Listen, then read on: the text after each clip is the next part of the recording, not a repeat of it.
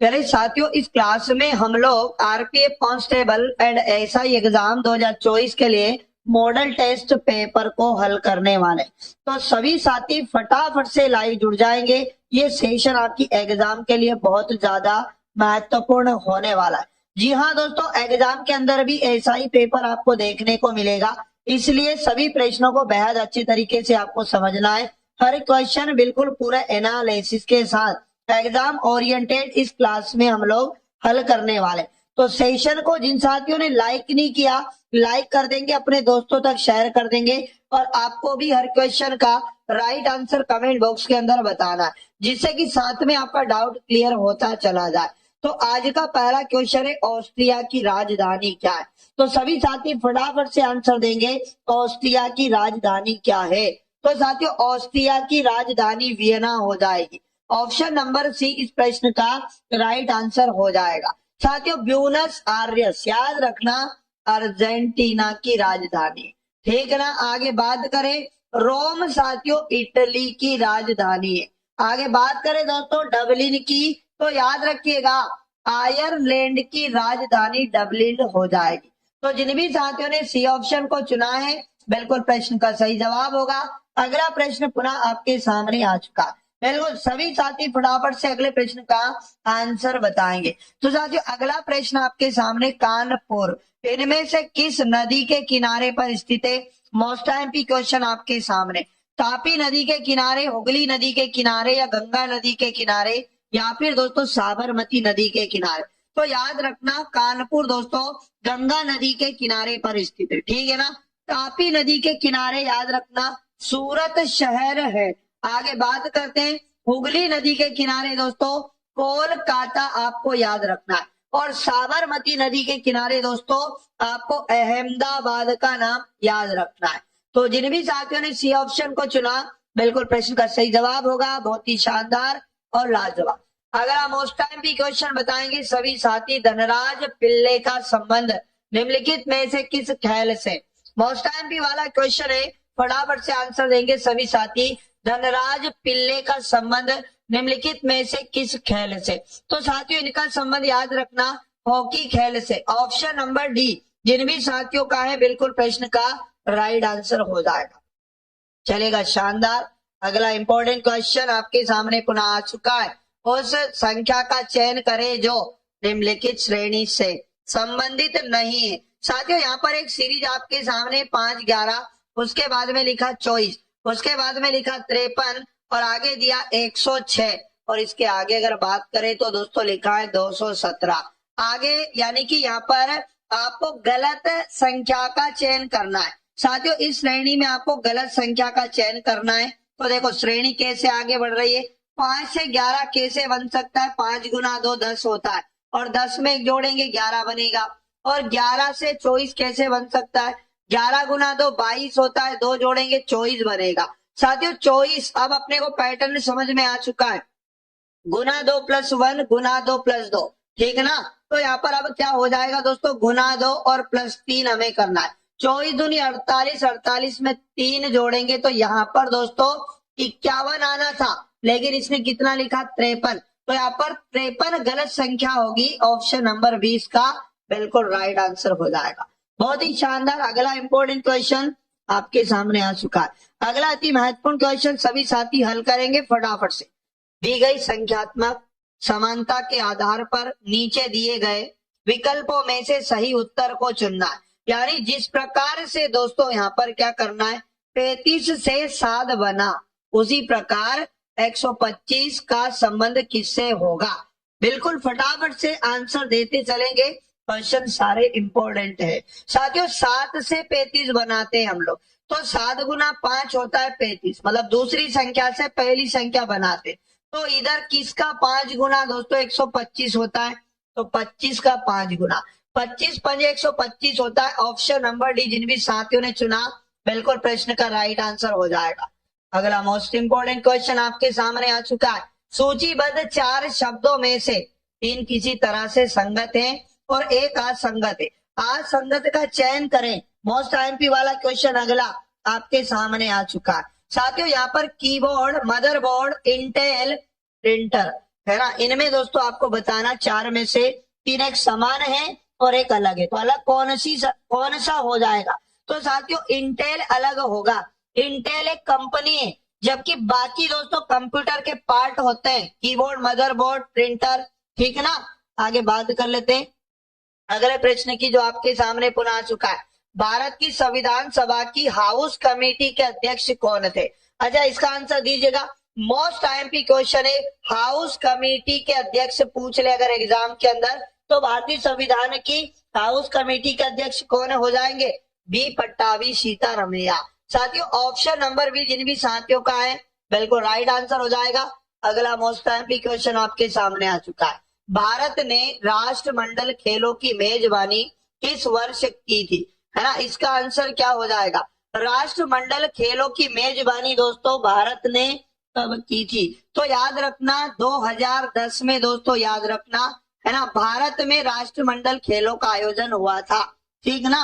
और कहां पर हुआ था साथियों? नई दिल्ली में हुआ था, ये भी आपको याद रखना है। और राष्ट्रमंडल खेल दोस्तों याद रखना पहली बार 1930 में हुए थे, और कहा हुए थे दोस्तों? कनाडा के हैमिल्टन शहर में। आपको ये जानकारी भी याद रखना बहुत इंपॉर्टेंट है।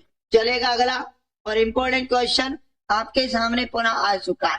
भारत की पहली इंजन रहित रेलगाड़ी का नाम क्या है ना। अगला क्वेश्चन दमदार प्रश्न है, सभी साथी है ना फटाफट से आंसर करेंगे। 4 ऑप्शन दिया है आपको, बताना भारत की पहली इंजन रहित रेलगाड़ी का नाम। तो साथियों बिल्कुल वंदे भारत एक्सप्रेस, याद रखना भारत की पहली इंजन रहित रेलगाड़ी का नाम है। ऑप्शन नंबर बी जिन भी साथियों का आ चुका है बिल्कुल राइट आंसर हो जाएगा। साथियों अगला इंपॉर्टेंट क्वेश्चन आपके सामने आ चुका है। उत्तर की ओर सम्मुख एक व्यक्ति 270 डिग्री दक्षिणावर्त घूमता है। तो जब भी आपको ऐसा पैटर्न आता है दोस्तों, आपको एक वृत्त को समझना है।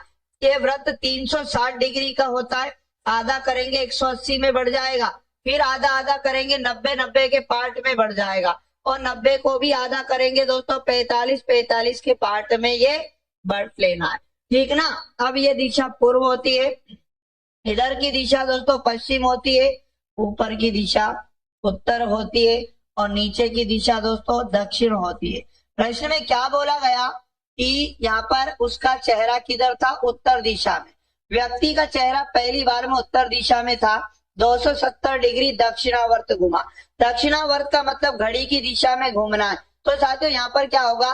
270 ध्यान सुनना, 45 में चेहरा इधर हो जाएगा, 45 दूनी 90, और 90 यानी कि फिर 45 जोड़ेंगे तो कितना हो जाएगा? 135, और 135 में फिर 45 को जोड़िएगा, यानी कि 135 में अगर हम लोग 45 को जोड़ेंगे तो साथियों कितना बनेगा? यहाँ पर कितना हो जाएगा? 180, और 180 में फिर 45 जोड़िएगा। आप कहेंगे सर 180 में 45 को जोड़ेंगे तो यहाँ 5 8 4 12 है ना, यहाँ पर हो जाएगा। उसके बाद में दोस्तों कितना हो जाएगा? यहाँ पर 225 हो जाएगा। फिर 225 में 45 जोड़ेंगे, चेहरा पश्चिम दिशा की ओर जाएगा, ठीक ना।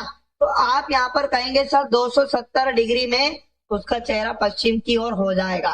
फिर वो 90 डिग्री वामावर्त घूमता है। वामावर्त घड़ी के विपरीत दिशा होती है, और घड़ी की विपरीत वापस इधर 90 डिग्री जाना है, तो 45 में यहाँ पर और 90 में दक्षिण दिशा में उसका चेहरा हो जाएगा। ऑप्शन नंबर ए इस प्रश्न का राइट आंसर हो जाएगा। तो जिन भी साथियों ने ए ऑप्शन को चुना बिल्कुल राइट आंसर है, बहुत बढ़िया।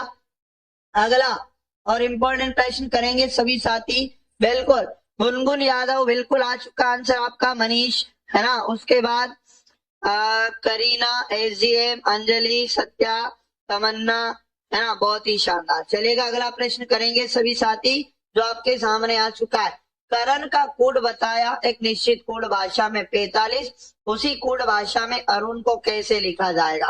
तो साथियों यहाँ पर ये समझो कि करण को किस प्रकार से लिखा गया। अंग्रेजी वर्णमाला के क्रम से करते हैं। 11 नंबर पे के होता है, 1 नंबर पे 1 होता है, 18 नंबर पे आर होता है, 1 नंबर पे n 14 पर। इन सबका योग करिएगा फिर क्या बनता है आपको क्लियर हो जाएगा। 4 में 1 जोड़ा 5, 8 5 होता है 13, 1 14, और 1 15 का 5 हासिल आएगा 1। यहाँ पर 1 2 और उसके बाद 3 और 1 हासिल का हो जाएगा 4। जी हाँ दोस्तों, 45 बन चुका है। तो बस अरुण में भी यही पैटर्न अप्लाई करना है, चलेगा। एक नंबर पे आता, R18 नंबर पे, U21 नंबर पे आता, N14 नंबर पे आता है। इन सब का भी योग करिएगा, बिल्कुल आंसर आ जाएगा। 4 में एक जोड़ा 5 बनेगा, 5 में 8 जोड़ा 13, एक 14 के 4 हासिल आएगा 1। यहाँ पर 1 में 2 जोड़ा 3 और एक 4 और एक हासिल का 5 बनेगा 54। इसका right answer option number A. जिन भी साथियों ने चुना है दोस्तों, बिल्कुल सही जवाब होगा। अगला मोस्ट टाइम की प्रश्न लगाएंगे सभी साथी। नीचे दिए गए चित्र में त्रिभुजों की संख्या कितनी है?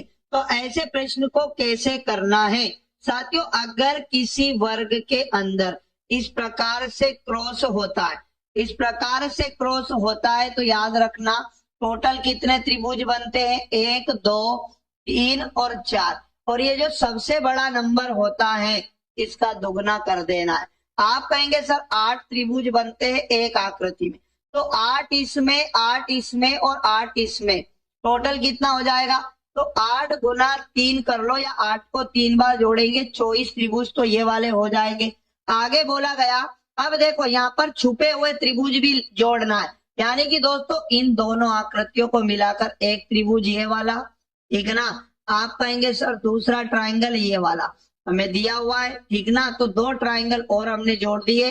अब देखो लास्ट आकृति और सेकेंड आकृति को जोड़कर भी 2 त्रिभुज इस प्रकार से आपको, एक इधर वाला और साथियों दूसरा ये वाला आपको दिया है, ठीक है ना। तो 2 त्रिभुज और आपको जोड़ देना है।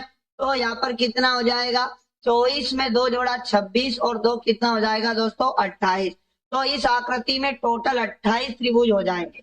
जिन भी साथियों का ऑप्शन नंबर ए आया, बिल्कुल प्रश्न का राइट आंसर हो जाएगा। आशा और उम्मीद करूंगा प्रश्न आपको समझ में आ चुका होगा।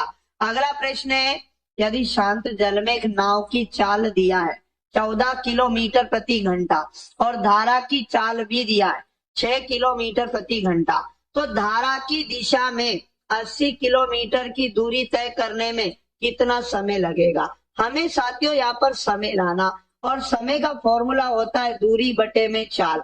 समय बराबर दूरी बटे में चाल होता है, और दूरी प्रश्न में दिया 80 किलोमीटर। लेकिन साथियों हमें चाल कौन सी रखना है? धारा की दिशा में चाल। तो याद रखना धारा की दिशा में चाल क्या होती है साथियों? धारा की दिशा में जो चाल होती है वो होती है शांत जल में नाव की चाल। कितनी दिया है? 14। और धारा की गति यानी 6 जोड़ देना है, 14 6 हो जाएगा 20 किलोमीटर प्रति घंटा। धारा की दिशा में चाल हो जाएगी। तो आप 80 में 20 का भाग दोगे तो 20 चुको 80, यानी 4 घंटे में वो नाव, याद रखना, 80 किलोमीटर की दूरी को तय करेगी। ऑप्शन नंबर बी जिन भी साथियों ने चुना है, बिल्कुल प्रश्न का राइट आंसर हो जाएगा। अगला मोस्ट टाइम की क्वेश्चन आपके सामने आ चुका। अगले प्रश्न का आंसर देंगे सभी साथी। यदि निम्न आंकड़ों का बहुलक दिया है और साथियों बोला गया कितना है? 11, तो आपको के का मान बताना है।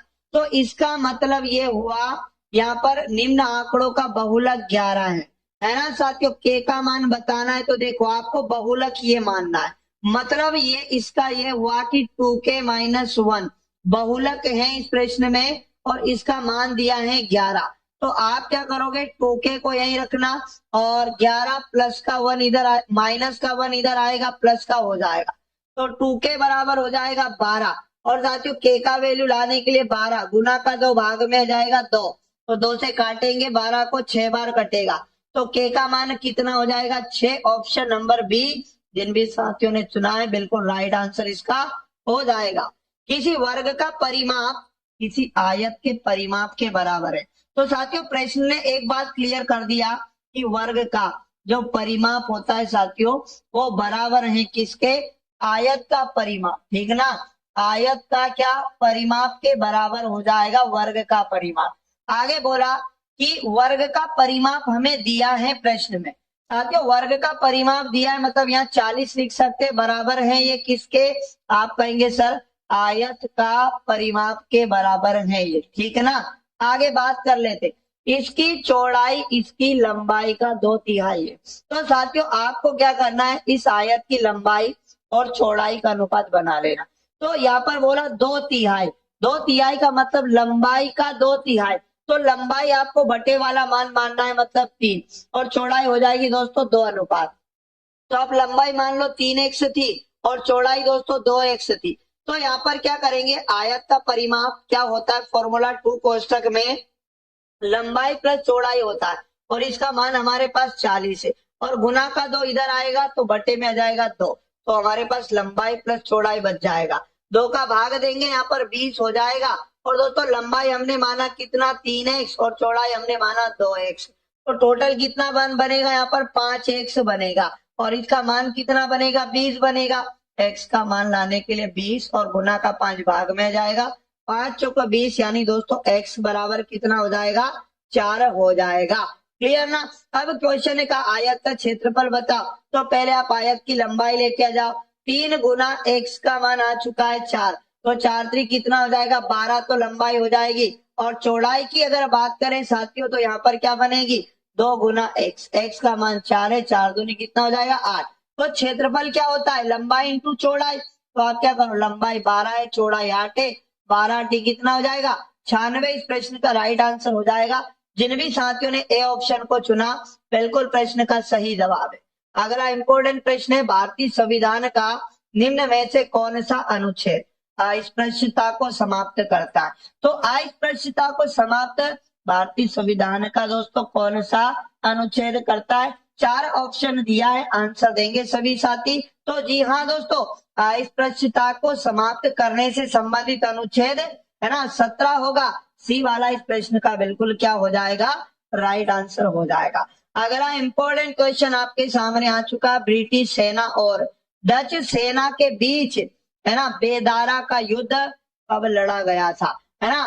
दमदार और इंपॉर्टेंट प्रश्न है, बेदारा का युद्ध किनके बीच हुआ था, एग्जाम में पूछ सकता है। तो साथियों ब्रिटिश सेना और डच सेना के बीच में हुआ था, और यह युद्ध कब हुआ था, तो दोस्तों 1759 में हुआ था, याद रखना। और साथियों याद रखना, इसमें डच सेना अंग्रेजों से क्या गई, हार गई थी, यानी कि इसमें डच सेना क्या हुई थी दोस्तों, याद रखना पराजित हुई थी, ठीक ना। पराजय किसकी हुई थी, डच सेना की, और विजय किसकी हुई थी दोस्तों, तो याद रखना ब्रिटिश सेना की, चलेगा।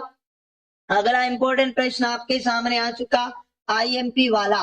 तो साथियों दिए गए पैटर्न को ध्यानपूर्वक पढ़ें और वह संख्या चुने जो प्रश्न चिन्ह के स्थान पर आ सकती है। तो देखिएगा यहाँ पर 3 संख्याएं हैं, मतलब नीचे भी एक संख्या है, हर चित्र में 4 संख्या है, किन्हीं 3 का यूज करके आपको चौथी संख्या बनाना है। साथियों हम यहाँ पर क्या कर सकते हैं, हम यहाँ पर ताकि हमारे पास 12 बच जाए, देखो अगर 40 में से 30 को घटा दो, यानी आप कहेंगे सर 40 में से 30 गया तो आपका कितना बचेगा, 10 बचेगा।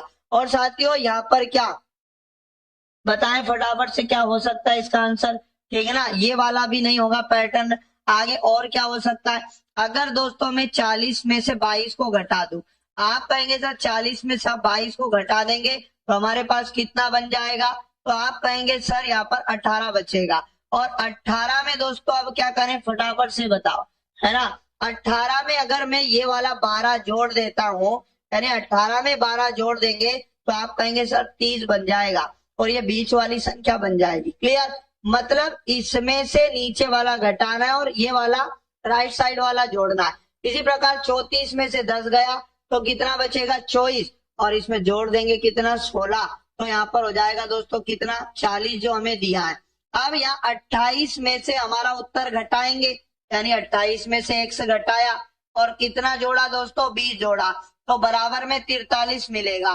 तो 20 और 28 कितना होता है 48, तो 48 यानी प्लस का 1 इधर हो जाएगा, और 48 में से 43 को घटा देंगे, 48 में से 43 घटेगा दोस्तों कितना बचेगा 5, यानी कि यहाँ पर अगर 5 रखेंगे तो हमारा उत्तर आ जाएगा। ऑप्शन नंबर बी जिन भी साथियों ने चुना बिल्कुल प्रश्न का राइट आंसर हो जाएगा। आशा और उम्मीद करूंगा प्रश्न आपको समझ में आ चुका होगा। उस शब्द का चयन कीजिए जो तीसरे शब्द से उसी प्रकार संबंधित है जिस प्रकार दूसरा शब्द पहले शब्द से संबंधित है। दोस्तों कुर्सी का संबंध जिस प्रकार फर्नीचर से, शर्ट का संबंध किससे होगा, तो कुर्सी जो होती है दोस्तों शर्ट फर्नीचर के अंतर्गत आती है, तो शर्ट याद रखना गारमेंट होती है, यानी गारमेंट के अंतर्गत आती है। ऑप्शन नंबर 20 का भी राइट आंसर हो जाएगा। बहुत ही शानदार। अगला इंपॉर्टेंट क्वेश्चन बताना सभी साथियों को फटाफट से, है ना, जिसमें 3 कथन 2 निष्कर्ष दिए। कथनों के अनुसार कौन सा निष्कर्ष सही होगा? कथन, पहला कथन दिया है सारे शेर बिल्लियां है। तो साथियों हमें क्या करना है? शेर शेर शेर सारे क्या है दोस्तों? बिल्लियां। तो आप लोगों को सभी शेर क्या बना लेना है? बिल्लियां बना लेना है, ठीक है ना। और कुछ बिल्लियां पालतू हैं तो बिल्लियों का कुछ हिस्सा क्या बनाएंगे हम लोग? पालतू बनाएंगे। आगे बोला सारे पालतू जानवर हैं, तो ये सारे पालतू साथियों क्या हो जाएंगे? जानवर हो जाएंगे। सारे पालतू क्या है दोस्तों? जानवर हो जाएंगे, ठीक है। आगे क्या बोला? कुछ बिल्लियां जानवर हैं, तो साथियों बिल्ली और जानवर में बिल्कुल कुछ का संबंध है और सारे शेर जानवर है। तो जानवर शेर में कोई भी संबंध नहीं है, केवल निष्कर्ष एक पालन करता है। ये वाला इस प्रश्न का हमारा बिल्कुल राइट आंसर हो जाएगा। चलेगा, बात करते हैं दोस्तों अगले इंपॉर्टेंट प्रश्न की जो आपके सामने आ चुका है। यदि राम एक निश्चित यात्रा अपनी सामान्य चाल की 60% चाल से तय करता है, तो 36 मिनट की देरी से गंतव्य पर पहुंचता है, गंतव्य तक पहुंचने में उसका सामान्य समय बताओ। तो देखो पहले तो आप क्या मान लो? उसकी सामान्य, है ना, और एक नई क्या मान लो? चाल भी मान लो, समय भी आ जाएगा। तो सामान्य मान लो दोस्तों चाल उसकी 100 थी, तो सामान्य चाल का 60%, नई चाल क्या बोल रहा है? 60 यूनिट, ठीक ना। इसको काट लेते हैं, सालों का अनुपात बन जाएगा, 20 से 5 होता है 100 और 20 या 60। तो ये जो अनुपात बना दोस्तों ये चालों का अनुपात है, और चाल का उल्टा अनुपात 3:5 क्या हो जाएगा साथियों? समय का अनुपात हो जाएगा। तो यहाँ पर ये कहा कि उसे कितना समय ज्यादा लगता है? 36 मिनट ज्यादा लगता है। आप कहेंगे सर अनुपात में 2 यूनिट समय ज्यादा लगता है, और 2 यूनिट समय का मान 36 मिनट प्रश्न में दिया। 1 यूनिट समय का मान क्या हो जाएगा? 36 में हम 2 का भाग देंगे तो 18 मिनट 1 यूनिट समय का मान हो जाएगा। साथियों क्वेश्चन ने कहा सामान्य समय बताओ, उसका क्या बताओ? सामान्य समय बताओ। तो सामान्य समय का अनुपात क्या बना यहाँ पर? आप कहेंगे सर 3 यूनिट, तो बस 3 का गुना किससे कर दीजिएगा? 18 से। 18 दिया हो जाएगा 54 मिनट उसका सामान्य समय आएगा। ऑप्शन नंबर सी जिन भी साथियों का आ चुका है बिल्कुल प्रश्न का राइट आंसर हो जाएगा। अगर हम उस टाइम भी प्रश्न आपके सामने दोस्तों पुनः आ चुका है, फटाफट से सभी साथियों को आंसर देना है। 4.2 सेंटीमीटर त्रिज्या वाले एक गोले का आयतन क्या होगा? आपको आयतन बताना है, फॉर्मूला लगाना दोस्तों गोले का आयतन, गोले का आयतन। एग्जाम के अंदर ऐसे प्रश्न आते हैं और आएंगे दोस्तों। गोले का आयतन होता है 4/3 और क्या उसके बाद में पाई आर क्यूब होता है। तो आप वैल्यू पुट कर दो 4/3, पाई का मान कितना होता है? 22/7 और त्रिज्या का क्यूब आर का मान हमें प्रश्न में दिया 4.2। तो हम 4.2 का कितनी बार गुना करेंगे? 3 बार। तो ये त्रिज्या का क्यूब हो जाएगा। अब ये पॉइंट हटा के इसको हल कर लीजिएगा, नीचे एक 0, फिर से नीचे एक 0 और फिर से दोस्तों नीचे एक 0। अब देखो 7 से काटेंगे 7 छंगे 42 और 3 से काटेंगे दोस्तों यहाँ पर 3 दूनी 6। ये मल्टीप्लाई कर लीजिएगा 4 गुना, उसके बाद में 22 गुना, उसके बाद में 2 गुना, उसके बाद 42 गुना 42 और बटे में यहाँ पर टोटल 3 0 आएंगे। तो गुना करके इकाई तरफ से 3 अंकों के पहले दोस्तों आपको क्या करना है? दशमलव लगा देना है। तो फटाफट इसका आंसर दे दीजिएगा 4 गुना 22 गुना और उसके बाद में 2 गुना और उसके बाद में 42 और गुना 42 करने पर क्या मिलेगा? तो साथियों यहाँ पर आपको मिलेगा 310 और उसके बाद में 464 मिलेगा गुना करके, और बटे में कितने 0 है? आप कहेंगे सर 000 है, तो बस 3 अंकों के पहले दशमलव लगा दीजिएगा, बिल्कुल आंसर आ जाएगा। इकाई तरफ से जब 3 अंकों के पहले दशमलव लगा देंगे तो 310.464 है ना सेंटीमीटर क्यूब में इस प्रश्न का right answer option number C जिन भी साथियों का आया बिल्कुल प्रश्न का सही जवाब हो जाएगा। आशा और उम्मीद करूंगा प्रश्न आपको समझ में आ चुका होगा। अगला प्रश्न दोस्तों आपके सामने पुनः आ चुका है, फटाफट से सभी साथी अगले प्रश्न का आंसर देंगे। नदी के उस ज्वारी मुहाने को क्या कहा जाता है जहां मीठे यानी ताजे और खारे जल का सम्मिलन होता है? तो साथियों बताइएगा नदी के उस ज्वारी मुहाने को क्या कहा जाता है जहां पर मीठे यानी ताजे और खारे जल का सम्मिलन होता है? तो साथियों नदी के उस मुहाने को क्या कहते हैं? 4 ऑप्शन है आपके सामने, आंसर दीजिएगा। जहां पर दोस्तों मीठे और खारे जल का सम्मिलन होता है। तो साथियों नदी के उस मुहाने को क्या कहते हैं? फटाफट से सभी साथियों को कमेंट बॉक्स में आंसर देना है। साथियों उस मुहाने को ज्वार नदमुख कहते हैं, यानी कि ऐश्वरी कहते हैं। तो जिन भी साथियों ने बी ऑप्शन को चुना, बिल्कुल इस प्रश्न का क्या हो जाएगा दोस्तों? राइट आंसर हो जाएगा। अगला और इम्पोर्टेंट प्रश्न आपके सामने आ चुका है, फटाफट से आंसर दे दीजिएगा। यानी किस खोजकर्ता ने 1498 ईस्वी में भारत के लिए एक समुद्री मार्ग की खोज की थी? तो 1498 में दोस्तों भारत के लिए समुद्री मार्ग की खोज करने वाला कौन था? आप कहेंगे सर वास्को डी गामा था। यानी जिन भी साथियों ने ए ऑप्शन को चुना दोस्तों, बिल्कुल इस प्रश्न का राइट आंसर हो जाएगा। अगला और मोस्ट इंपोर्टेंट क्वेश्चन है, दीनदयाल उपाध्याय अंत्योदय योजना को इस रूप में भी जाना जाता है। तो साथियों बताइएगा आंसर क्या हो जाएगा? दीनदयाल उपाध्याय अंत्योदय योजना को किस रूप में जाना जाता है? तो साथियों इसको राष्ट्रीय शहरी आजीविका मिशन के रूप में भी जाना जाता है। ऑप्शन नंबर ए इस प्रश्न का राइट आंसर आपको याद रखना है। अगला मोस्ट एमपी प्रश्न आपके सामने आ चुका है। उस समुच्चय का चयन कीजिए जिसमें मौजूद संख्याओं के बीच वही संबंध है जो निम्नलिखित समुच्चयों की संख्याओं के बीच में। तो साथियों पहले संबंध को समझ लीजिएगा, यानी जो संख्या दी है उनमें किस तरह का संबंध है।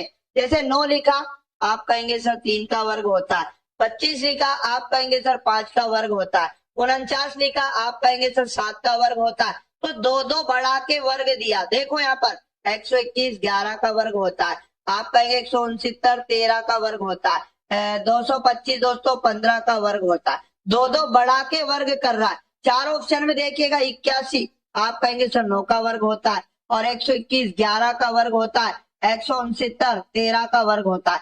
2 बढ़ा के यहाँ भी इसके जैसा संबंध ऑप्शन नंबर सी में दिया। तो जिन भी साथियों का सी आ चुका, बिल्कुल राइट आंसर हो जाएगा। बहुत ही शानदार। अगला वेरी मोस्ट आईएमपी और दमदार प्रश्न लगा लीजिएगा। अगला वेरी मोस्ट आईएमपी और दमदार प्रश्न लगा लीजिएगा। 1 अक्टूबर 2020 को कौन सा दिन था? तो साथियों ऐसे प्रश्न को आज से कंपेयर कर लेना है। यानी आज है दोस्तों क्या, आप कहेंगे सर 29 नवंबर है आज। और उसके बाद में आज कौन सा दिन है साथियों? आप कहेंगे सर 29 नवंबर और 2025 का दिन हमें पता है ना। मतलब जो दिन अपने को पता रहे, 29 नवंबर 2025 का दिन हमें पता है और आज का दिन है दोस्तों शुक्रवार। तो अपने को लाना क्या है? आप कहेंगे सर 1 अक्टूबर और उसके बाद में 2020 का दिन लाना है। तो साथियों सबसे पहले आपको क्या करना है? वर्षों के बीच में विषम दिन लाना पड़ेगा और ये आसान है। वर्षों का अंतर करिएगा, 2025 में 20 में 5 साल का अंतर है, इनके बीच के लीप ईयर। तो 1 अक्टूबर 2020 के बाद कितने लीप ईयर काउंट होंगे साथियों? 1 लीप ईयर काउंट होगा। कौन सा?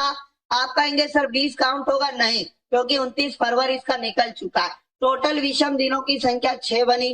अब माह के बीच विषम दिन लाना है, तो हमें खाली माह के केस में अक्टूबर और उसके बाद जाना है नवंबर, ठीक है ना। अक्टूबर साथियों कितने का होता है? 31 का, जिसमें से आपको अक्टूबर का एक दिन हटा देना है।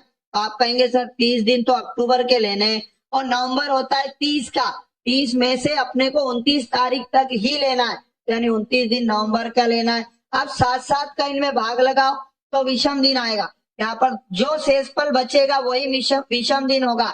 यहाँ 2 शेष बचेगा, 7 चुको 28, यहाँ 1 शेष बचेगा। आप कहेंगे सर टोटल योग यहाँ पर विषम दिनों का कितना बना? 3। मेरी बात को ध्यानपूर्वक समझिएगा, आपका आंसर बिल्कुल आएगा। 4 ऑप्शन में से आंसर दे दीजिएगा। अति महत्वपूर्ण क्वेश्चन आपके सामने। फटाफट से अगले क्वेश्चन का आंसर क्या हो सकता है, सभी साथियों को खुद से भी करने की कोशिश करना है। साथियों इसका राइट आंसर क्या हो जाएगा? वेरी मोस्ट और आईएमपी प्रश्न आपके सामने, ठीक है ना दोस्तों। यहाँ पर आगे अगर बात करूं तो याद रखिएगा अगले प्रश्न का राइट आंसर क्या हो जाएगा? 4 ऑप्शन दिया है, ठीक है ना। अति महत्वपूर्ण क्वेश्चन है दोस्तों, फटाफट से आंसर दीजिएगा। यानी कि 2024 का दिन पता है, अभी 25 तो लगने वाला है ना। अपने को यहाँ पर 2025 नहीं लेना दोस्तों, हमें 2024 का दिन पता है। बोलो हाँ ना। तो यहाँ पर 2024 का दिन पता है, तो यहाँ वर्षों का अंतर 5 नहीं लेकर अपने को क्या लेना दोस्तों? 4 ही लेना है, वर्षों का अंतर 4 होगा। और यहाँ पर मैं आपको बता दूं, जहां पर हमने क्या लिखा 6, यहाँ पर कितना रहेगा, ओनली दोस्तों 5 रहेगा। क्लियर। अब देखो मेरी बात को समझना, अपने को ईयर के केस में है ना 2024 का मतलब 20 का दिन पूछा है, 24 का पता है, पीछे जाना है तो यहाँ पर -5 करेंगे। और मंथ के केस में दोस्तों हमें नवंबर का दिन पता है, अक्टूबर पे जाना है, यहाँ भी -3 करेंगे, पीछे जाना है। टोटल -8 बचेगा, 7 का भाग देंगे तो शेषफल क्या बचेगा दोस्तों, माइनस का कितना बचेगा, 1 बचेगा। तो सबसे आसान तरीका मैं आपको बताता हूँ, दिए गए दिन में से आप है ना, जो दिन हमें पता है, यानी आप कहेंगे सर आज का दिन हमें पता है, शुक्रवार में से आप क्या कर दोगे, 1 को घटा दोगे, तो बिल्कुल गुरुवार इस प्रश्न का राइट आंसर हो जाएगा। जिन भी साथियों ने बी ऑप्शन को चुना, बिल्कुल इस प्रश्न का राइट आंसर हो जाएगा। तो आशा और उम्मीद करूंगा प्रश्न आपको समझ में आ चुका होगा। अगला मोस्ट आईएमपी वाला प्रश्न आपको समझाता हूँ, ध्यान से समझना। यहाँ पर ये मिश्र भिन्न दिए, इनका मान ज्ञात करना। तो प्यारे साथियों यहाँ पर आपको क्या करना पड़ेगा, सबसे आसान तरीका समझिएगा दोस्तों, ठीक है ना। यहाँ पर ये जो पूर्ण संख्याएं आप इनको साइड में जोड़ लीजिएगा, 3 प्लस उसके बाद में लिखा 14 प्लस और उसके बाद में 5, और यहाँ पर हमेशा प्लस का साइन लगाना। ये जो फ्रैक्शन है 2/7, उसके बाद में 4/9 और उसके बाद में 3/9, इनको भी आपको अलग से जोड़ लेना। आपका यहाँ पर 14 5 19, 19 में 3 को जोड़ा कितना बनेगा, 22 प्लस, इधर एलसीएम ले लीजिएगा फटाफट से, 9 का 7 का एलसीएम होता है 63, और यहाँ पर 7 नाम 63, 9 गुना 2 करेंगे 18 प्लस, है ना, 9 7 63, 7 गुना 4 7 चुको 28 प्लस 9 7 63, 7 गुना 3 21 हो जाएगा। इनको जोड़ लीजिएगा फटाफट से, यहाँ पर 1 8 9 9 8 17 का 7 हासिल आएगा 1, और 2 2 4 1 5 और 1 हासिल का हो जाएगा कितना, 6, और बटे में कितना है दोस्तों, 63। इधर कितना आया, आप कहेंगे सर 22 प्लस आया। अब देखो 63 का भाग 67 में जा रहा है एक बार, तो आप क्या करेगा, 22 प्लस 63 एकम 63, कितना शेष बचा 4, और बटे में वापस 63। तो साथियों 22 में एक जोड़ा 23 सही, 4/63 इस प्रश्न का राइट आंसर हो जाएगा। ऐसा दिया है ऑप्शन नंबर ए में। तो जिन भी साथियों ने ऑप्शन नंबर ए को चुना दोस्तों, बिल्कुल प्रश्न का राइट आंसर हो जाएगा। बहुत बढ़िया, लाजवाब। आशा और उम्मीद करूंगा कि प्रश्न आपको समझ में आ चुका होगा, ठीक है ना। अगला और आईएमपी क्वेश्चन आपके सामने आ चुका है ना। यानी कि प्यारे साथियों क्वेश्चन बहुत इंपॉर्टेंट है, याद रखिएगा, है ना। देखो प्रश्न में आपको एक कथन दिया और 2 निष्कर्ष दिए। कथनों के अनुसार दोस्तों कौन सा निष्कर्ष सही होगा। एक समूह संगीत प्रदर्शन देखने के बाद सतीश ने टिप्पणी की थी, क्या टिप्पणी की थी, मृणाल ने अच्छा गाया। एक संगीत प्रदर्शन को देखा साथियों और सतीश ने टिप्पणी की, मृणाल ने अच्छा गाया। इसका मतलब पहला निष्कर्ष समझिएगा, सतीश ने मृणाल के गायन की प्रशंसा की है, तो हाँ बिल्कुल सही ना, मृणाल के बारे में तो बोला है सतीश ने दोस्तों कि अच्छा गाया, तो प्रशंसा की है। और अन्य सभी गायकों ने अच्छी तरह नहीं गाया, तो ये गलत हो जाएगा, क्योंकि ऐसा कथन से कोई भी रिलेशन नहीं है, केवल निष्कर्ष एक पालन करेगा। ए वाला जिन भी साथियों ने चुना, बिल्कुल राइट आंसर इस प्रश्न का हो जाएगा। अगला मोस्ट आईएमपी प्रश्न आपके सामने आ चुका है, निम्नलिखित में से कौन सी संख्या 15 से विभाज्य नहीं है। 4 ऑप्शन दिया दोस्तों, राइट आंसर दीजिएगा, यानी कौन सी संख्या 15 से डिवाइड नहीं है।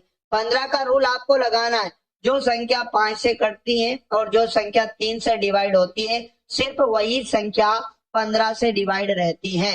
तो साथियों 5 का रूल तो ये कहता है कि अगर किसी भी संख्या का इकाई अंक 0 हो या 5 हो, तो वो संख्या 5 से पूर्णतः विभाजित हो जाएगी। तो चारों ऑप्शन की इकाई अंक 5 है, तो ये चारों संख्या 5 से तो डिवाइड है। अब 3 का रूल ये कहता है कि किसी भी संख्या के अंकों का योग, किसी भी संख्या के अंकों का योग अगर 3 से कटता है, तो सभी संख्याएं 3 से कटती है। तो पहले आप अंकों का योग कर लीजिएगा, 2 प्लस 5 प्लस, है ना, उसके बाद 9 प्लस 5, आप कहेंगे सर 9 5 14, 14 5 हो जाएगा कितना, 19, और 2 को जोड़ा तो 21 हो जाएगा। 21 में बिल्कुल साथियों क्या यहाँ पर 3 का भाग जा रहा है, आप कहेंगे जी हाँ सर, तो यहाँ पर पहला ही ऑप्शन दोस्तों 15 से डिविजिबल होगा।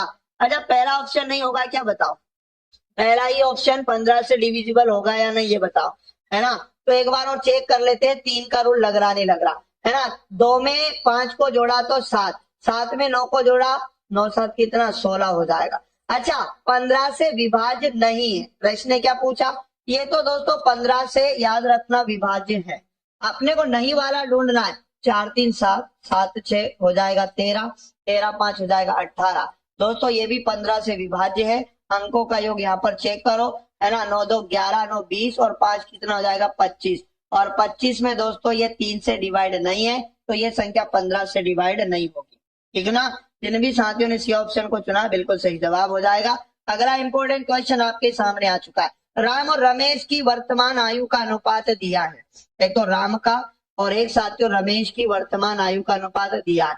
आप कहेंगे सर 3:5 दिया है, 7 साल के बाद उनकी आयु का अनुपात 4:5 हो जाएगा। साथियों इनकी आयु का जो अनुपात है, अनुपात में दोनों बार अंतर बराबर है, दोनों साइड अनुपात कितना बड़ा है ना, 4:5 हो जाएगा। अच्छा अंतर बराबर नहीं है, मेरी बात को समझिएगा, पहले अंतर को बराबर करिएगा।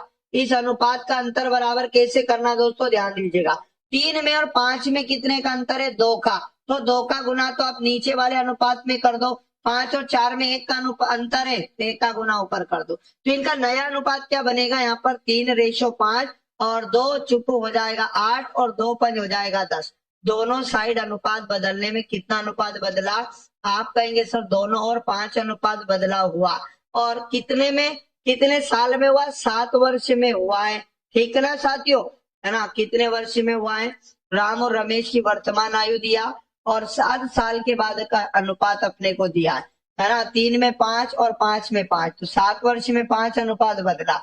रमेश की वर्तमान आयु बताना, फटाफट से आंसर दे दीजिएगा, या फिर सबसे आसान तरीका एक और हमारे पास है, देखो वर्तमान आयु अपने को दी है, मान लो एक को 3x मान लो और एक को 5x मान लो, और वर्तमान आयु के 7 साल के बाद, तो यहाँ पर 3x में भी 7 जोड़ देना और इसमें भी 7 जोड़ देना, और नया जो अनुपात है दोस्तों कितना बना, 4/5 को बराबर में रख देना।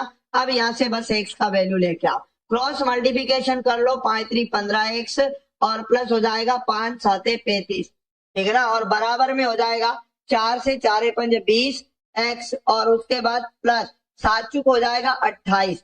अब साथियों यहाँ पर घटा लो, x को साइड कर लीजिएगा, आप कहेंगे सर 5x बचेगा और 28 जाएगा, 35 में से कितना बचेगा, आप कहेंगे सर 7 बचेगा। जी हाँ दोस्तों, x का मान यहाँ भी कितना आ रहा है, आप कहेंगे सर 5/7 ही आ रहा है, ठीक है ना। आप ध्यान से समझना, यहाँ पर प्रॉब्लम हो भी सकता है प्रश्न में, यहाँ पर कितना हो जाएगा, बात को समझना, इसका मतलब 7/5 आया x का मान।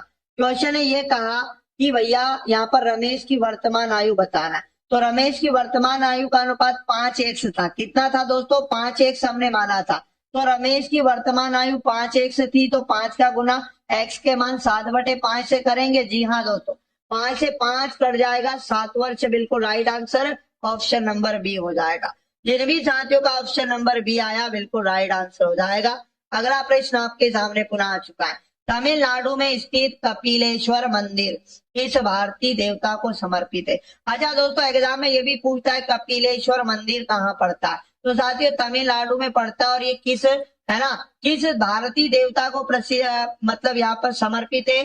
4 ऑप्शन आपके सामने है, तो साथियों भगवान शिव को समर्पित है मंदिर है, याद रखना, ठीक है ना। और इस मंदिर का निर्माण साथियों 8वीं शताब्दी में हुआ, ये भी आप ध्यान रखिएगा। किसने करवाया साथियों, तो याद रखना पल्लवों के द्वारा इसका निर्माण करवाया गया।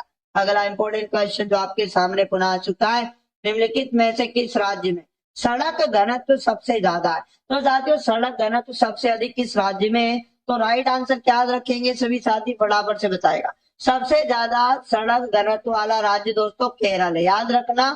और उसके बाद में दूसरा सेकंड नंबर पे किस राज्य का स्थान आता है, सड़क घनत्व के मामले में साथियों त्रिपुरा का आता है सेकंड नंबर पर। तो जिन भी साथियों का सी ऑप्शन है बिल्कुल प्रश्न का राइट आंसर हो जाएगा। अगला प्रश्न तो दमदार लगा लीजिएगा, दमदार और आईएमपी कम समय में बनाना सीखिएगा दोस्तों, क्योंकि एग्जाम में अगर आपका बन गया कम समय में तो आप काफी बच्चों से आगे रहोगे। यहाँ पर 6 लोग हैं, समूह चर्चा के लिए वृत्ताकार मेज के परिधि केंद्र की ओर मुख करके बैठे, तुरंत एग्जाम में क्या करना, एक व्रत बनाना, 6 लोगों को आमने सामने इस तरह से बिठा लो, ठीक है ना दोस्तों, आमने सामने इस तरह से बिठा लो 6 लोगों को। एच जे के दाई ओर से दूसरे स्थान पर बैठा, जे के दाई ओर, जे यहाँ बैठा तो इसका दाया इधर होगा, और कहाँ बैठेगा, एच जे के दाई ओर से दूसरा, पहला दूसरा, यहाँ पर कौन हो जाएगा, एच हो जाएगा। ठीक है ना। आगे क्या बोला, एल जो रहेगा एच के बाई ओर से तीसरे स्थान पर रहेगा। एच का बाया इधर होगा, पहला दूसरा तीसरा, यहाँ पर कौन हो जाएगा, एल हो जाएगा। एम के ठीक बगल में नहीं बैठा, एम के दोनों निकट नहीं होंगे, एम के ठीक बगल में नहीं होगा, के जो रहेगा एल के ठीक बगल में बैठा है, तो के यहाँ पर आ जाएगा साथियों। और बोला कि एम के का निकट नहीं है तो एम यहाँ बैठ जाएगा, और एक बचा हुआ आदमी, कौन बचा साथियों, आई बचा, यहाँ बैठा दो। क्वेश्चन है का एल के दाई और दूसरा कौन होगा, तो एल के दाई और साथियों दूसरा कौन हो जाएगा, एम हो जाएगा। बी वाला जिन भी साथियों ने चुना है बिल्कुल प्रश्न का सही जवाब है, बहुत ही शानदार। अगला मोस्ट और आईएमपी लगा लो। दिया गया पाई चार्ट किसी छात्र द्वारा परीक्षा में प्राप्त अंकों को डिग्री में दर्शाता है। पाई चार्ट को ध्यान से देखें और दिए गए प्रश्न का उत्तर देना। चले साथियों ध्यान से सुनना। यदि कुल पूर्णांक दिया 720 तो गणित के प्राप्तांक ज्ञात करना है। साथियों डिग्री में बताना है, मतलब मेरी बात को सुनो, सॉरी यहाँ पर देखो, डिग्री में तो आपको दिया है पाई चार्ट में, जैसे 50 डिग्री, मैथ्स में 80 डिग्री, फिजिक्स में 70 डिग्री, ठीक ना। यहाँ पर बताइएगा तो यहाँ पर देखो टोटल पूर्णांक बताया 720, मतलब 360 डिग्री टोटल वृत्त का, है ना, वृत्त टोटल 360 डिग्री का होता है, और 360 डिग्री का मान बताया 720। साथियों 1 डिग्री का मान लेके आओ, तो 720 में भाग दे देंगे किसका, 360 का, ठीक ना, तो 1 डिग्री का मान आ जाएगा। अब क्वेश्चन ने कहा कि गणित के प्राप्तांक बताओ, तो 80 डिग्री था, तो गणित के प्राप्तांक लाने के लिए 1 डिग्री के मान में क्या करोगे, फटाफट से आंसर दे दीजिएगा। इसका क्या हो जाएगा, अति महत्वपूर्ण वाला क्वेश्चन है ना। यहाँ पर आंसर आ जाएगा, गणित के प्राप्तांक लाने के लिए 1 डिग्री के मान में गुणा कर दीजिएगा। आप कहोगे सर हम लोग क्या करेंगे, 720 बटे यहाँ पर 360 में गुना कर देंगे किसका, तो 80 का, तो 80 डिग्री का मान आ जाएगा। क्लियर ना दोस्तों, 80 डिग्री का मान बन जाएगा, आंसर दे दीजिएगा। 0 से 0 काटेंगे और यहाँ पर काटेंगे 4 से, 4 नाम होता है 36, और 4 दूनी हो जाएगा 8, और 9 से काटेंगे, 9 8 72 हो जाएगा, और 8 दूनी 16 यानी कि 160 हो जाएगा। तो जिन भी साथियों का ऑप्शन नंबर डी आया बिल्कुल इस प्रश्न का दोस्तों करेक्ट आंसर है। अगला प्रश्न आपके सामने आ चुका है। अगला प्रश्न आपके सामने पुनः आईएमपी वाला है। बोला गया ए बी किसी काम को 4 दिन में कर सकते, तो ए और बी मिलकर काम करेंगे। प्रश्न ने बोला कि 4 दिन में पूरा कर लेते, और बी और सी उसी काम को 5 दिन में कर सकते हैं, मतलब बी प्लस सी बोला कि 5 दिन में कर लेते। दोस्तों इंपॉर्टेंट प्रश्न याद रखिएगा, ए सी के बारे में बोला कि ए प्लस सी इसी काम को 10 दिन में कर लेते, तो इन सबका टोटल काम, इन सबका एलसीएम लीजिएगा। आप कहेंगे सर टोटल 20 एलसीएम आएगा, 20 का भाग 4 में देंगे तो 4 5 20 होता है, 5 चौक 20 होता है, और 10 दूनी 20 होता है। अब इन सबका एक एक दिन का काम जोड़ेंगे तो यहाँ 2a बनेगा प्लस 2b बनेगा, और यहाँ 2c बनेगा, क्योंकि सब 2 बार जुड़ेगा। और साथियों 5 4 9, और 9 में 2 को जोड़ा तो कितना हो जाएगा, 11 यूनिट। अब यहाँ पर देखो क्या हो जाएगा, 2 कॉमन कर लेंगे तो a प्लस बी प्लस सी बच जाएगा, और बराबर में 11। आप क्या करिएगा, a प्लस बी प्लस सी का एक दिन का काम क्या हो जाएगा, 11 गुना का 2 भाग में लेकर जा। आप साथियों ध्यान पूर्वक समझ लीजिएगा सभी लोग, अब तीनों मिलकर इस काम को कितने दिन में कर सकते हैं, तो 20 में आप भाग लगा दो 11 बटे 2 का, तो ये 2 उलट जाएगा, यानी कि 20 गुना 2 हो जाएगा बटा में 11। अब 20 दूनी कितना होता है, 40 होता है, बटे में 11, तो 11 तिया 33, अब कितना बचा दोस्तों, 7 बचा, और बटे में कितना, 11 दिन, तो 3 सही 7 बटे 11 दिन इस प्रश्न का राइट आंसर होगा। ऑप्शन नंबर ए जिन भी साथियों का है बिल्कुल प्रश्न का सही जवाब है। अगला मोस्ट एमपी वाला प्रश्न आपके सामने, ए पाइप 6 घंटे में टैंक का 50% भाग भर सकता है। तुरंत माइंड में आना चाहिए, ए पूरा टैंक कितने समय में भरेगा। अब 6 घंटे में 50% मतलब आधा, 50% मतलब आधा, तो पूरा टैंक भरने में 6 का दुगना समय लेगा, यानी कि कितने घंटे दोस्तों, 12 घंटे, बस इतना सा काम है। और बी उसी टैंक को 18 घंटे में भर सकता है, तो बी का समय पूरा भरने का दिया 18 घंटे। तो साथियों यहाँ पर क्या करिएगा, टैंक की क्षमता लाने के लिए इन दोनों का एलसीएम लीजिएगा, तो यहाँ पर एलसीएम 36 होगा, और भारतीय 36 हो जाएगा, 18 दूनी 36 हो जाएगा। दोनों पाइप को एक ही समय पर खोला जाता है, तो खाली टैंक कितने समय में पूर्णतः भर जाएगा, तो एक समय में दोनों पाइप को खोलेंगे, मतलब ए और बी को, तो 3+2 यानी कि 5 यूनिट 1 घंटे में भरेंगे। तो 36 यूनिट भरने में, है ना, कितना समय लगेगा। यहाँ पर क्या गड़बड़ हुआ, ये 6 घंटे में टैंक का 50% भाग भर सकता है ना, मतलब पूरा टैंक तो 12 घंटे में भरेगा, और यहाँ पर भी उसी टैंक को 18 घंटे में पूरी तरह से भर सकता है। ये भी भरने वाला, दोनों भरने वाला, दोनों को एक ही समय पर खोला जाता है। तो खाली टैंक को 18 भारतीय 36, 18 दूनी 36, 5, 36 में 5 का भाग देंगे, दोनों मिलकर 1 घंटे में 5 यूनिट काम करते हैं। तो साथियों क्या हो जाएगा, ठीक है ना, 5 से काटेंगे, यहाँ पर कितना हो जाएगा, है ना, मिनट में बताना दोस्तों, मिनट में बताना। तो 36/5 घंटे था, अब मिनट में बदलने के लिए 60 का गुना कर दीजिएगा, मिनट में आंसर आ जाएगा, ठीक है ना। 5 से काटेंगे, 12 बार कटेगा, और 12 की 72 हासिल आएगा 7। भारतीय 36, 36 में 7 को जोड़ेंगे 43 हो जाएगा। 432 मिनट में दोनों मिलकर इस टैंक को भर देंगे। ऑप्शन नंबर बोलिएगा बी वाला इस प्रश्न का राइट आंसर हो जाएगा। चलेगा, बहुत ही शानदार।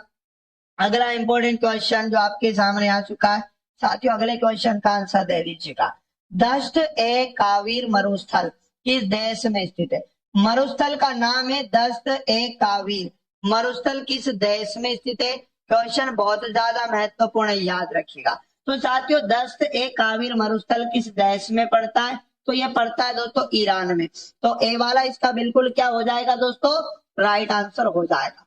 अगला प्रश्न बताएंगे सभी साथी, निम्नलिखित में से किस वर्ष में सूचना का अधिकार अधिनियमन किया गया। सूचना का अधिकार दोस्तों बताइएगा किस वर्ष में लाया गया, अधिनियमित किया गया। 4 ऑप्शन आपके सामने दिया। तो साथियों सूचना के अधिकार को कब अधिनियमित किया गया, तो साथियों 2005 में किया गया। बी वाला बिल्कुल इस प्रश्न का क्या हो जाएगा, राइट आंसर हो जाएगा। चलेगा, अगला इंपॉर्टेंट प्रश्न मोस्ताएमपी वाला। 320 मीटर लंबी एक ट्रेन अपनी लंबाई से 3 गुना लंबे प्लेटफॉर्म को 90 सेकंड में पार करती। ट्रेन की चाल किलोमीटर प्रति घंटा में बताना। तो साथियों ट्रेन की लंबाई तो दिया है, लेकिन आप कहोगे सर पुल यानी प्लेटफॉर्म की लंबाई नहीं दिया है, प्लेटफॉर्म की लंबाई को नहीं दिया है, तो 3 गुना ज्यादा लंबाई है, 320 का 3 गुना करेंगे तो 0 3 दूनी 6, 3 3 960 मीटर लंबाई हो जाएगी साथियों। किसकी, आप कहेंगे सर प्लेटफॉर्म की। अब आपको फॉर्मूला तो याद ही है कि चाल बराबर दूरी बटे में क्या होता है, समय होता है। और साथियों जब कोई ट्रेन किसी लंबाई वाले स्थान को पार करती है तो ट्रेन की लंबाई और उस स्थान की लंबाई दोनों जुड़ जाएगा। समय दिया है कितना दोस्तों, 90 सेकंड दिया। ये मीटर प्रति सेकंड में चाल आ जाएगी, लेकिन 18/5 का गुना करेंगे किलोमीटर प्रति घंटे में ये चाल बदल जाएगी। इनको आप जोड़ लीजिएगा, पहले 0 9 2 11 6 2 8 माफ करिएगा यहाँ पर, और 9 3 हो जाएगा 12, 12 80 बटे कितना हो जाएगा 90, और गुना में बनेगा दोस्तों 18/5। 0 से 0 कट जाएगा, और यहाँ पर 5 से नहीं कट रहा, 9 से कट रहा है, तो 9 से काटेंगे, यहाँ पर 9 दूनी 18, 2 का गुना करेंगे 128 में तो 256, और बटे में 5 हो जाएगा। 5 का भाग देंगे 50 25, 5 एकम 5, 1 बचा, 5 दूनी 10, 51 2 है ना 51.2 किलोमीटर प्रति घंटा ट्रेन की चाल होगी। ऑप्शन नंबर सी जिन भी साथियों ने चुना बिल्कुल प्रश्न का राइट आंसर होगा। बहुत बढ़िया, और इम्पोर्टेंट क्वेश्चन आपके सामने आ चुका है। भविष्य निधि का नाम आप सबने सुना होगा दोस्तों, तो भविष्य निधि के संदर्भ में आपको बताना है यूएएन का पूर्ण रूप क्या है। तो साथियों इसका राइट आंसर क्या हो जाएगा, यूनिवर्सल, है ना, अकाउंट नंबर। याद रखना भविष्य निधि के संदर्भ में यूएएन जो होता है इसका फुल फॉर्म होता है यूनिवर्सल अकाउंट नंबर। चलेगा, अगला प्रश्न आपके सामने आ चुका है। भारत द्वारा विकसित प्रथम वाणिज्यिक असैनिक वायुयान कौन सा है। देखो बहुत बढ़िया क्वेश्चन है, भारत द्वारा विकसित प्रथम, ये प्रथम की वजह से बहुत ज्यादा इंपॉर्टेंट क्वेश्चन है दोस्तों, है ना। तो वाणिज्यिक असैनिक वायुयान कौन सा हो जाएगा, तो साथियों सारस उस वायुयान का नाम आपको याद रखना है। डी वाला बिल्कुल